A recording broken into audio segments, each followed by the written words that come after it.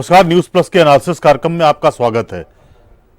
बंगाल की जीत से गदगद भाजपा की दक्षिण में पैर पसारने की हसरत धरी की धरी रह गई।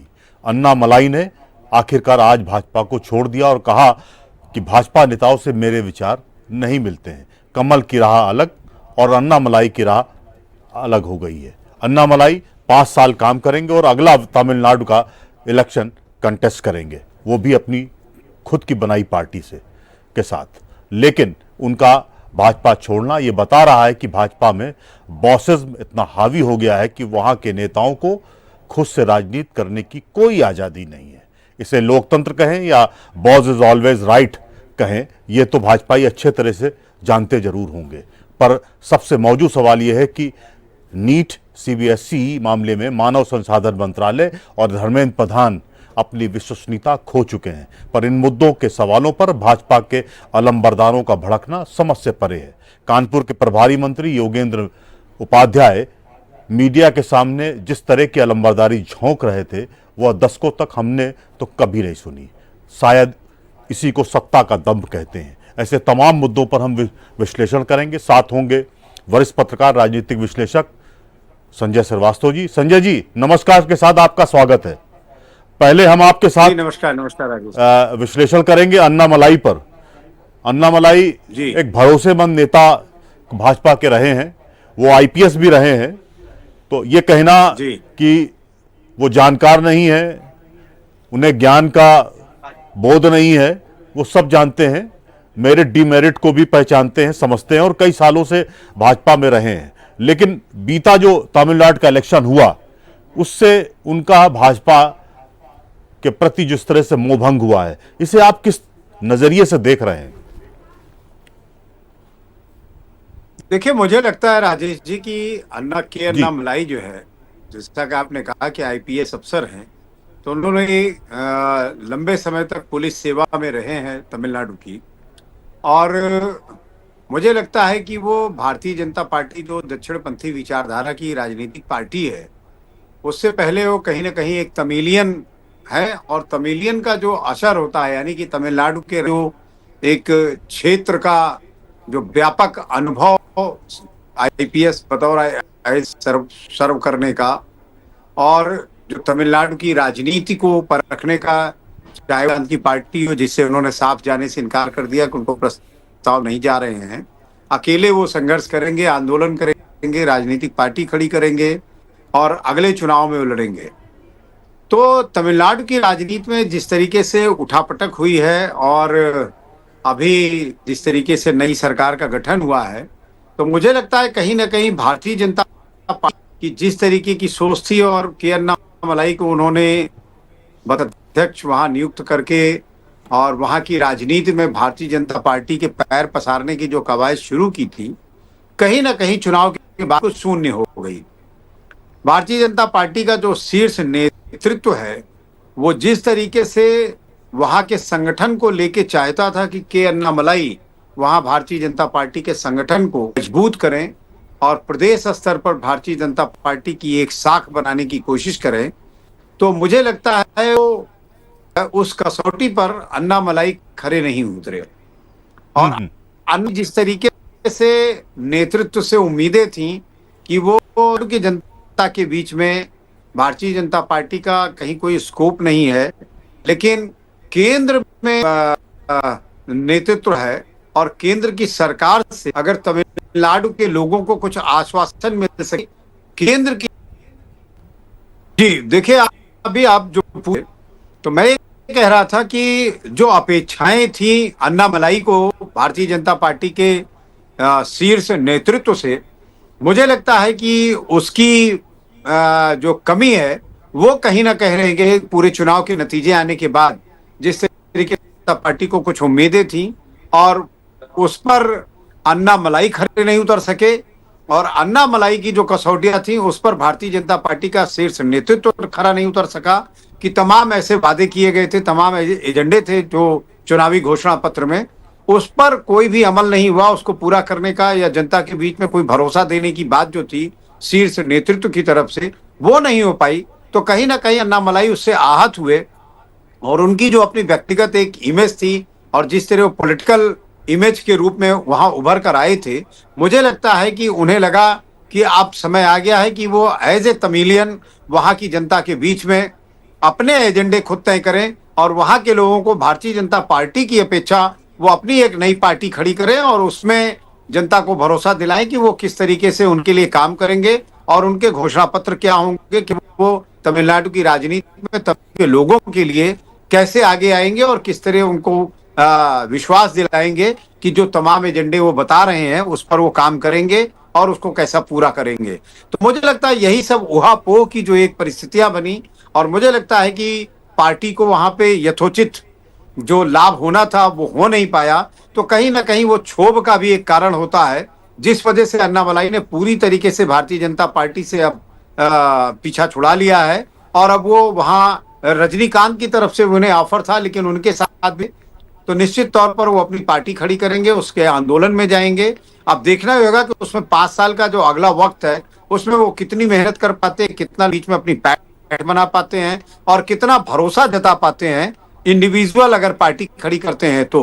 क्योंकि भारतीय जनता पार्टी का देखिए और विश्व की सबसे बड़ी पार्टी बन गई है, तो तमाम तरीके से केंद्र में उनकी सरकार है। अगर इसके सहारे वो चलते और शीर्ष नेतृत्व के साथ अगर उनका तालमेल बढ़िया बन जाता तो मुझे लगता है अगले 5 साल में भारतीय जनता पार्टी को स्टैंड अप करने के लिए वहां इससे बेहतर विकल्प नहीं हो सकता था। लेकिन दोनों ही भारतीय जनता पार्टी और अन्नामलाई के बीच में क्या ऐसी स्थितियां और परिस्थितियां उत्पन्न हुई जिसकी वजह से उन्हें अलग रास्ता अपनाना पड़ा है, इस पर अभी मुझे लगता है भारतीय जनता पार्टी भी चिंतन मंथन करेगी। अन्नामलाई ने तो कर लिया है और इसी वजह से वो अलग हो गए। संजय जी, जिस तरह से वो अभी दिल्ली आए, नितिन नवीन से मिले, फिर अमित शाह से मिले और जो बातचीत हुई उनकी वो बहुत पॉजिटिव माइंडसेट से हुई, दोनों तरफ से अपनी बातें उन्होंने रखी, उन्होंने बातें सुनी भी और फिर उन्होंने जाकर एक डिसीजन ले लिया तमिलनाडु में जाकर। अब क्या आपको लगता नहीं है इसके पीछे भी कोई क्या अंडर टेबल कोई कॉन्स्पिरेसी आपको लगता है कि एक रची जा रही है कि आप वहां अकेले काम करिए, अपनी पार्टी आगे बढ़ाइए, जब कभी सत्ता मिलेगी तो हम आपके साथ कोई अलायंस कर लेंगे? ये कयास भी है, कुछ मीडिया में कह लीजिए या और तमाम कुछ जबानों में कह लीजिए, इस तरह की कयासबाजी भी हो रही है कि अन्नामलाई कहीं ना कहीं पीछे से एक दूसरे को सपोर्ट करेंगे, भाजपा और उन खुद अन्नामलाई। क्या आपको लगता है इसमें कुछ दम है या ये केवल कयासबाजी ही है? अब अगले साल के लिए कुछ नहीं जा सकता, बहुत से उठापटक होते हैं। आप देखिए मौसम में किस तरीके से घंटों में परिवर्तन हो रहे हैं, आंधी तूफान बर्फ ओले सब आ रहे हैं। तो राजनीतिक सफर में भी कुछ इसी तरह है, जैसे मौसम आता जाता रहता है। तो राजनीतिक मौसम में क्या आएगा और क्या नहीं आएगा ये बहुत जल्दबाजी हो जाएगी। मुझे लगता है कि जो क्रियान्वयन, जो आपने कहा कि दिल्ली आए मिले, वो जो क्रियान्वयन होना था बतौर प्रदेश अध्यक्ष अन्नामलाई से, मुझे लगता है बीजेपी के लिए वो वैसा नहीं कर पाए। और जो एक ब्यूरोक्रेट या एक पुलिस का अफसर होता है वो जिस तरीके से संगठन में लोगों को चाहता है रखना और उनको पदों का निर्धारण करता है और किस तरह से पार्टी को आगे बढ़ाया जाए, कैसे काम लिया जाए, उनकी जो सोच होती है कहीं ना कहीं राजनीतिक व्यक्तियों की सोच अलग होती है। आप देखिए हमेशा ब्यूरोक्रेसी से आए लोग, जैसे मौजूदा में देखिए आप तमाम केंद्रीय मंत्री ब्यूरोक्रेट हैं, चाहे वो विदेश मंत्री हो, रेल मंत्री हो और तमाम इस तरह के जो मंत्री हैं, केंद्र मंत्री हैं, वो ब्यूरोक्रेसी से आए हुए लोग हैं। और अक्सर सवाल उठते हैं कि विदेश नीति पर भी सवाल उठता है, रेल मंत्रालय पे भी सवाल उठता है, वाणिज्य मंत्रालय पर भी सवाल उठता है। तो तमाम इस तरीके से चीजें हैं। आप देखिए हरदीप पुरी पे किस तरह सवाल उठे हैं। तो ब्यूरोक्रेसी से जो आते हैं उनकी एक सोच अलग होती है और जब वो राजनीतिक प्रक्रिया के क्रियान्वयन में जाते तो मुझे लगता है कि वो अपने नजरिए से चीजों को करते हैं या करने की कोशिश करते हैं। जो राजनीतिक शुद्ध रूप से जो निचले तबके से राजनीति में आए हैं लोग, जो जनता के बीच में रहते हैं, जनता के बीच में काम करते हैं और सभी सामाजिक सरोकारों को समझते हैं, मुझे लगता है उनसे बन नहीं है। ये मेरा वो भी हो सकता है, मैं ये नहीं कहता कि कोई पार्टी या कोई लोग इस पे आरोप लगा रहे हों। तो मैं कहता हूं उत्तर प्रदेश में भी ऐसे तमाम ब्यूरोक्रेट हैं जो मंत्री बन गए हैं और उनका उनके विभाग के अफसरों से तालमेल नहीं बन पाता या ऊपर से उनका तालमेल नहीं हो पाता, इसलिए बेहतर काम नहीं हो पाते हैं। तो ये जो चीजें हैं मुझे लगता है कहीं ना कहीं कि अन्नामलाई को लेकर भारतीय जनता पार्टी के साथ रही हैं, और जो चुनाव हुआ उसमें जिस तरीके के नतीजे आए, मुझे लगता है अपेक्षा के अनुकूल वो आए नहीं। इस वजह से भी उनसे बुला के विचार विमर्श हुआ होगा। तो दो तालमेल में मुझे लगता है कि कमियां रही हैं, और जो क्रियान्वयन बीजेपी चाहती थी अन्नामलाई से और अन्नामलाई भारतीय जनता पार्टी के शीर्ष नेतृत्व से, उसमें भी कुछ कमियां रही हैं और वो हो नहीं पाया है। तो ऐसी कसौटियों पर मुझे लगता है कि दोनों की राहें जुदा हो गई और इसे उन्होंने किनारा कर लिया। अब आगे 5 साल में वो व्यक्तिगत पार्टी बनाते हैं, आंदोलन खड़ा करते हैं और क्या तमिलनाडु की राजनीति में अपने आप को स्थापित करते हैं, ये तो समय ही बताएगा। इस पे कुछ कहा नहीं जा सकता है कि 5 साल में क्या वो स्थापित राजनीति में अपना एक मुकाम हासिल कर पाएंगे या कोई पार्टी बनाकर इस तरीके से ले आएंगे कि अगले चुनाव में वो प्रबल सत्ता की दावेदार हो जाएगी। मुझे नहीं लगता है कि अभी इसको कहने की जरूरत भी है। संजय जी, एक बात जो हर पॉलिटिकल अगर हलकों में देखें तो वो बातें हो रही थी। भाजपा का सपना था कि दक्षिण में हमारे पैर जमे। अब तमिलनाडु में ऑलमोस्ट अब उखड़ ही गए हैं। तेलंगाना तो बीती बात हो गई।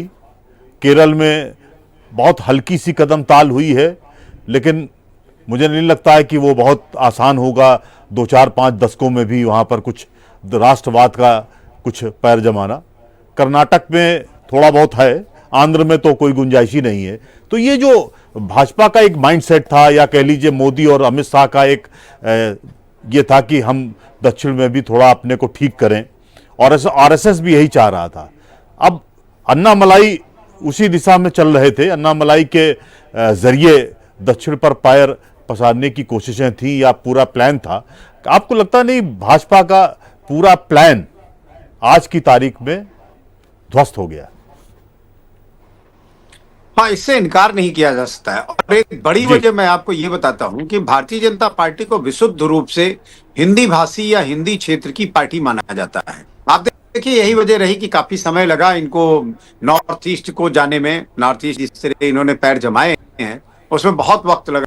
और छोटे राज्य हैं तो काफी काम वहां कुछ राज्यों में इनको सफलता हासिल हुई है। की बात करें तो चाहे आंध्र हो, कर्नाटक हो, केरला हो, तमिलनाडु हो, ये सभी राज्य देखिए ऐसे हैं कि हम आप तो सिर्फ घूमने टहलने के लिए अगर वहां गए हैं तो वहां के लोगों का, जो हिंदी भाषी क्षेत्र के लोग आने वालों का रहता है सरोकार, वो बड़ा रूखा सा रहता है, बड़ा रूखा रहता है उन लोगों का। तो मुझे लगता है कि पहचान नहीं पाते हैं।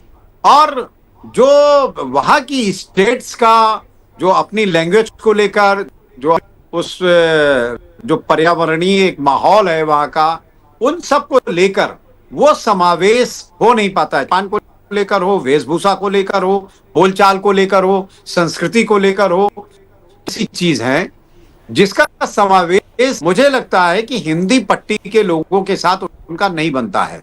और जो जनता पार्टी है वो अभी जो दक्षिण के ये सारी चीजें हैं, वहां की संस्कृति सभ्यता कह लीजिए 2 शब्दों में, तो मुझे लगता है इनका तालमेल बढ़िया अभी नहीं बैठ रहा है।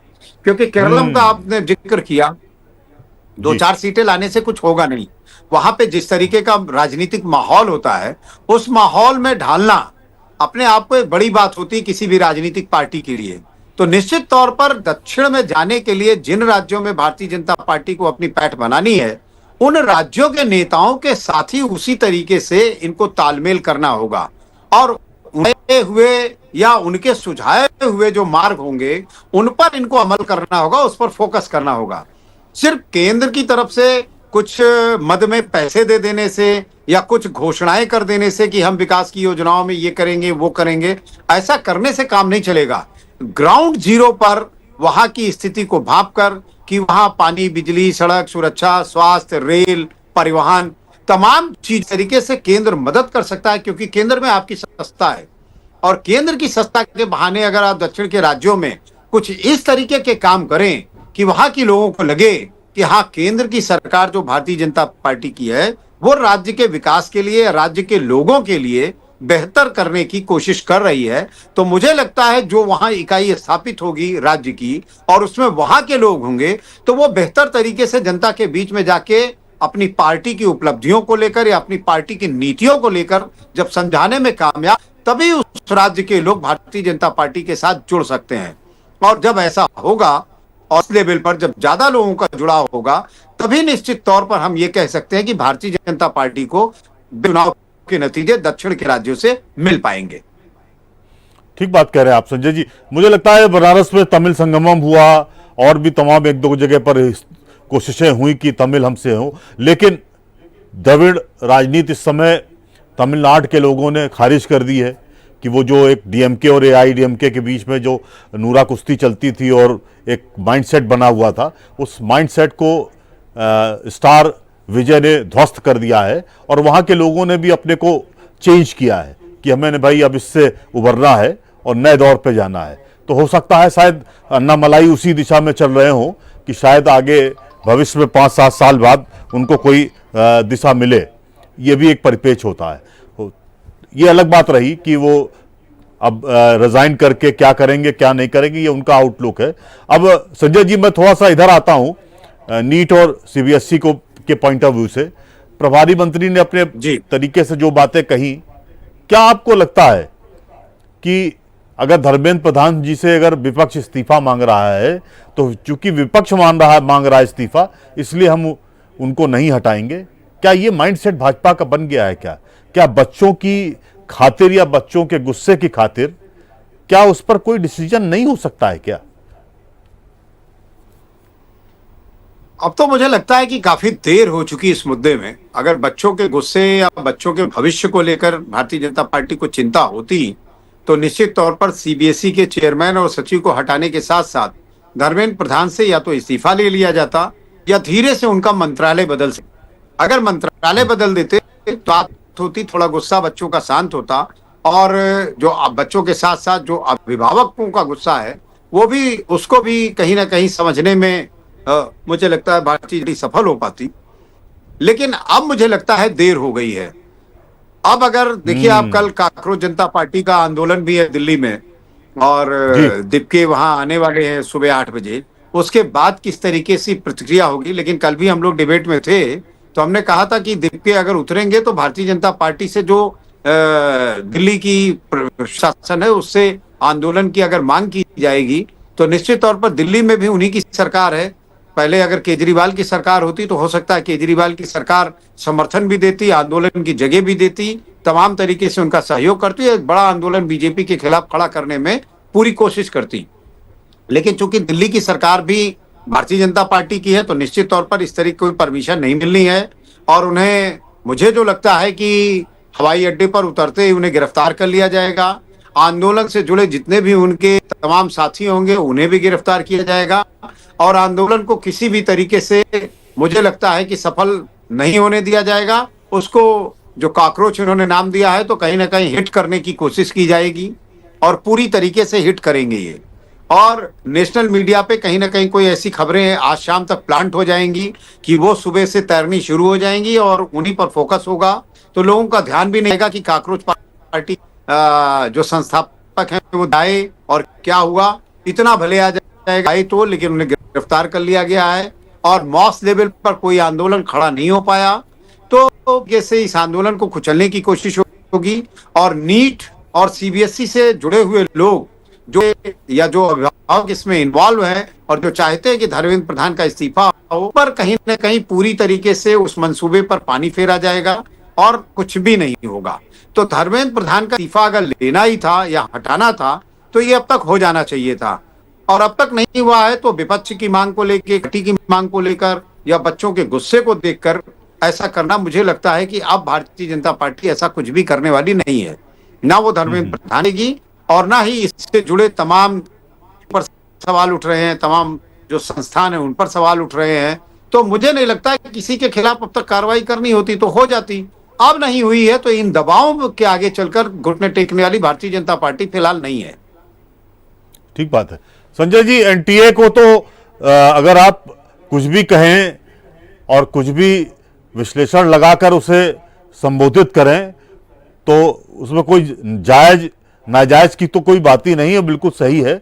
एनटीए क्या है एनटीए के अंदर पूरा ढांचा कैसा है ये तो अब जग जाहिर हो चुका है। इतनी खामियां दिख रही हैं, इतनी खामियां सामने आ चुकी हैं कि परीक्षा की जो मूल भावना है और उसकी जो क्रेडिबिलिटी है या कह लीजिए पारदर्शिता है वो हाशिए पे है, और अवचेतन मन में वो हर बच्चों के और हर बच्चों के पेरेंट्स के दिमाग में व्यवस्थ कर गई है कि भाई उसकी इंटीग्रिटी डाउटफुल है। ये तो बिल्कुल अब क्लियर कट है। परीक्षा बच्चा दे रहा है, सेलेक्ट होगा या नहीं होगा ये अलग पहलू है, या तो भाग्य के ऊपर अब टालने लगे, लेकिन जो बच्चों का माइंडसेट है वो यही कह रहा है कि अब क्या कर सकते हैं, हमारा भाग्य होगा तो हम सेलेक्ट हो जाएंगे, नहीं होगा तो हम उसमें चयनित नहीं होंगे। इस तरह का जो टेम्परामेंट आ रहा है या इस तरह की जो सोच विकसित हो रही है, मुझे लगता है परीक्षा की पारदर्शिता पर एक बहुत बड़ा डेंट है। उसे भाजपा सरकार नहीं समझने को तैयार है कि पूरा ढांचा ही एनटीए का गड़बड़ है, ध्वस्त है।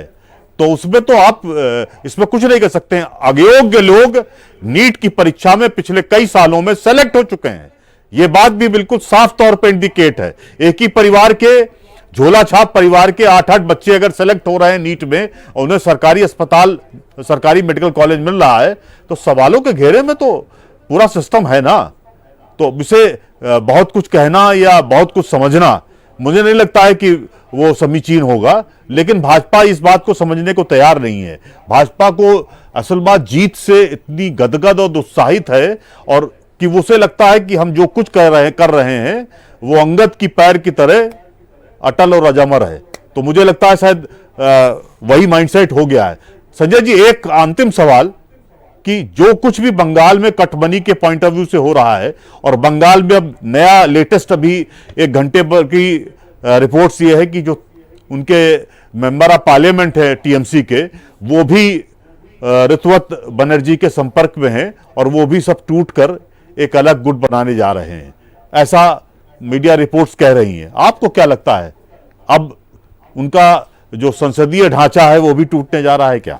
जी, मैं ये कह रहा था कि जो आपने की बात की है, आप देखिए जिस तरह महाराष्ट्र में हुआ, उसके विधायकों का एक नया दल हुआ, उसकी मान्यता हो गई और उद्धव ठाकरे पार्टी थी, यूटीबी हो गई। अब वो शिवसेना नहीं रही, वो उद्धव ठाकरे का दल हो गया, तो यूटीबी बन गई। वो लगता है कुछ उसी तरीके से यहाँ भी असली शिवसेना ऋतुव्रत बनर्जी के साथ खड़ी होगी। जो आपने सांसदों की बात की, तो सत्ता के साथ हमेशा सब रहना चाहिए। भाजपा भले ही चुनाव जीत रही है, लेकिन अब या जब गुब्बारा फटेगा तो दम खुद ब खुद चूर हो जाएगा। जनता की नाराजगी का कोर करेक्शन नहीं किया गया तो कब धोखा हो जाए किसी को पता नहीं रहता है। धन्यवाद।